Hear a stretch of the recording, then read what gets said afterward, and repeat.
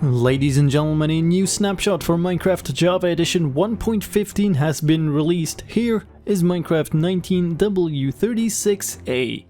This is a snapshot for the next major release of Minecraft, which is themed around the bees and the bugs, meaning bees and the bug fixes. There are not going to be more new features, instead this next update is going to be focused around bug fixing, performance improvements and stability. My name is slicedlime. I'm here to guide you through all the changes in Minecraft 19w36a. Let's start with some significant gameplay changes.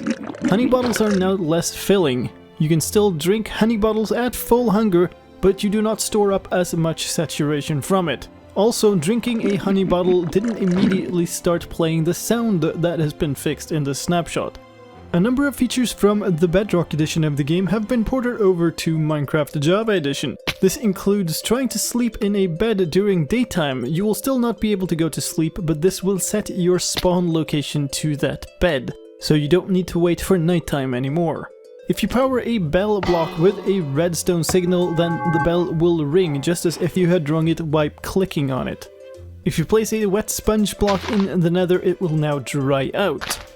And if you dispense fireworks with a dispenser, they will now travel away from the dispenser instead of upwards. Another dispenser fix is that dispensers would ignore the honey level when collecting honey from beehives or nests. That bug has been fixed in this snapshot. And speaking of bees, let's get into more fixes and tweaks to bees. Hostile bees didn't sting you if you held a flower. That has been fixed in this snapshot. And bees would attempt to sting you even after they'd already stung you and lost their stinger. When flying up against a solid block ceilings, bees could also suffocate. Bees are now counted as arthropods, and as such they are now affected by the Bane of Arthropods enchantment. When a bee would stand still even in mid-air, then they would stop all their animations. And sometimes at night, bees would not go back to their hive to sleep. Bees would also ignore all of the tall flower types except sunflowers. That has been fixed in this snapshot. There are a number of fixes for beehives and nests as well. The honey level of beehives didn't increase even though the bee nest honey level did. That has been fixed in the snapshot. If you held down control and used the pick block function, that is normally middle click, on a beehive and nest, then it wouldn't copy their honey levels, but it would copy the bees inside, which could lead to duplicate entities in the world.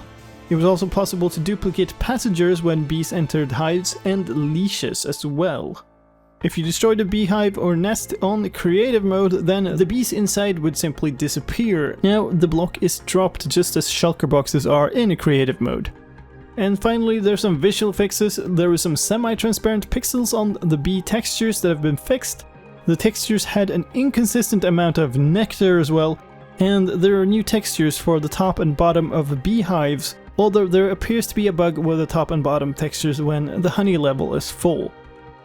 There are new game rules in this version as well. They are also ported over from the Bedrock edition of the game. They are Do Insomnia, which can be switched off to prevent phantoms from spawning during nighttime. You can switch on the Do Immediate Respawn game rule to immediately respawn without showing the death screen.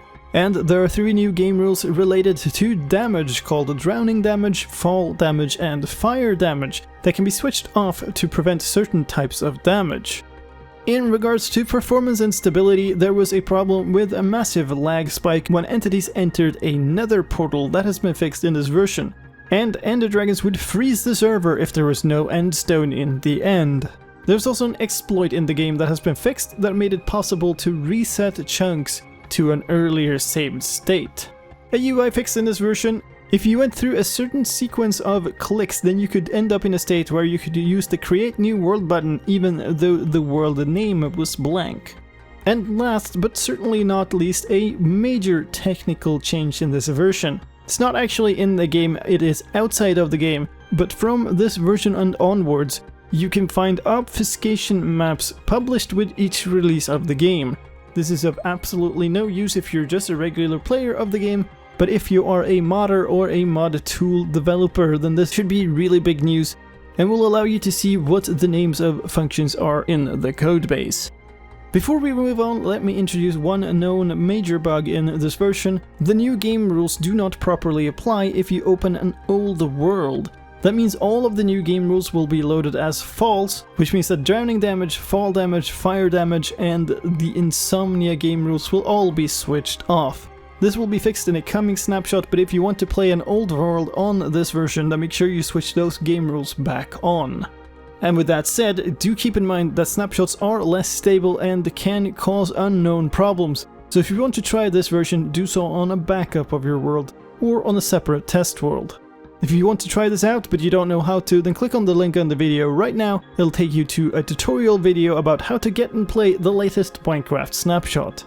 And that was all from me for this time. I hope you found this update video useful, and if you did, please help me out in return, leave a like and share it with your friends. If you want to stay up to date with all the latest Minecraft news, then please subscribe to my channel where I do updates videos for every new snapshot, pre-release or release of Minecraft.